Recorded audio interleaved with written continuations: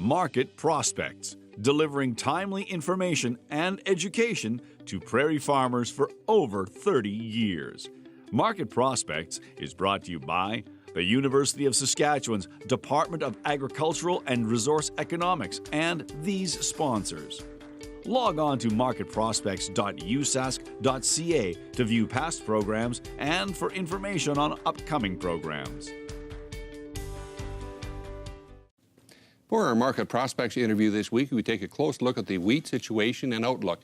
Joining us in studio is Ward Weisensel, Senior Vice President Trading, Procurement and Risk for G3 Canada Limited. Mr. Weisensel, great to have you in Farmgate again. It's super to be here, Bob. Right off the top then, please review the 2016 Prairie and Global Hard Red Spring Wheat production and current market conditions, and then comment on the movement, prices, and ending stocks for the remainder of this crop year.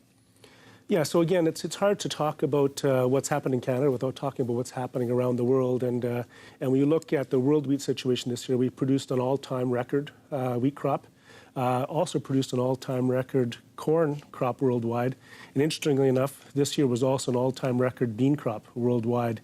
And when you look at those three crops together, just adding up the production over the last 4 years, 3 of those 4 years were record production numbers. So clearly we've been in a stock building cycle, which has been somewhat bearish for prices overall. And in fact, you know, on all 3 of those crops, we're actually seeing record carryouts. So wheat at 248 million tons is the highest world wheat carryout we've ever seen. Within Canada, we produced a larger crop than last year. At about 20.7 million tons, so it's up a bit from the previous year. We had a lot of quality issues through our harvest period. About 49% of the crop was in the top 2 grades, which is far less than normal, which is around 70%. And that created some issues for us. But in terms of the actual campaign, it's going reasonably well. Canada is going to export less wheat. Some of that lower quality stuff is not going to be exported.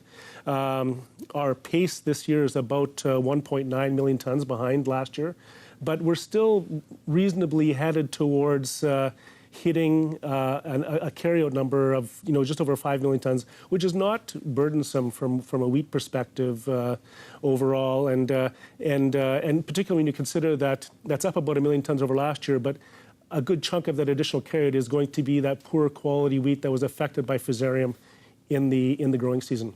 So give us your acreage production and price projections for CWRS for the 2017-2018 crop year then. Yeah, so when you look at cropping budgets overall, pulses and oil seeds show up better than wheat. And from that standpoint, you'd expect to see a drop in wheat acres. But we're also expecting farmers to move away from durum in a fairly big way. So we're expecting spring wheat acreage to stay relatively unchanged year over year, and production to come off a little bit because we expect to move back to slightly more closer to trend yields overall, and so that's what we're sort of seeing from a production standpoint. World production's also expected to be about 15 to 20 million tons less this year, and carryout should drop a little bit, not a lot, so still a little bit of a bearish situation.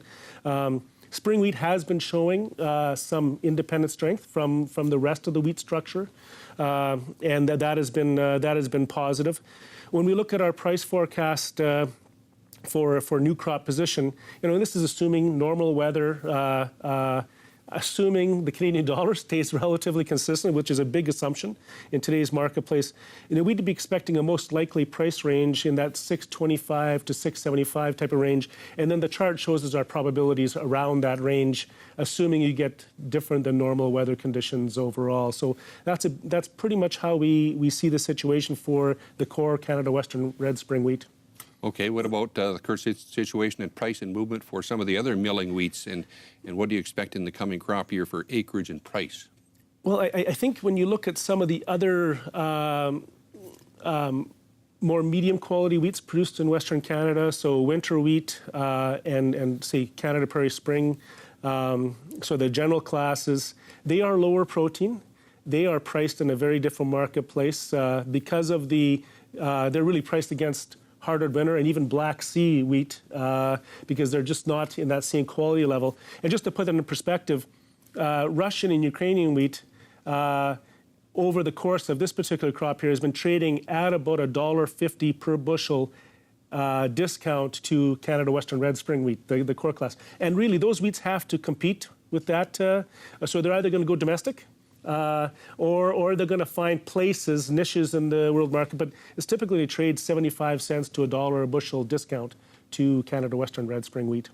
Dealing with contracts, and what should farmers look at as far as considering when looking at contracting opportunities?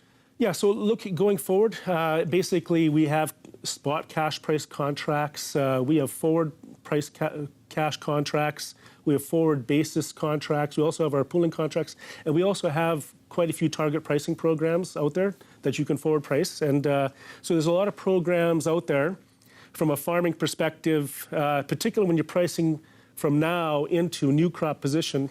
You need to take a look at the risk, the production risk and the quality risk in terms of making those commitments. And I'd encourage people to talk to our farm business representatives to get a more full assessment of what works best for their operation. You're talking about expanding Vancouver's handling facilities. How would that affect movement of wheat then down the road? Well, again, we're basically beginning work on our new export facility, which I'm sure many of your listeners have heard about. That work's starting in a couple of weeks, and that is going to open up a lot of additional West Coast capacity. This is a facility that's 180,000 tons of capacity with loop track capability, has the ability to take 3 fully loaded trains on loop tracks. So it's going to improve the efficiency, effectiveness, and should be a lower cost option for farmers overall. And we're very excited about it. And we have a lot of announcements that are coming out and about this and other things that are going on at G3. And I would really encourage people to look at our website and look at us at social media. Well, great information and insights. Again, thanks for coming in, Ward. Thank you very much, Bob. Okay, we'll take a break again. We're back in 2 minutes. Please stay with us.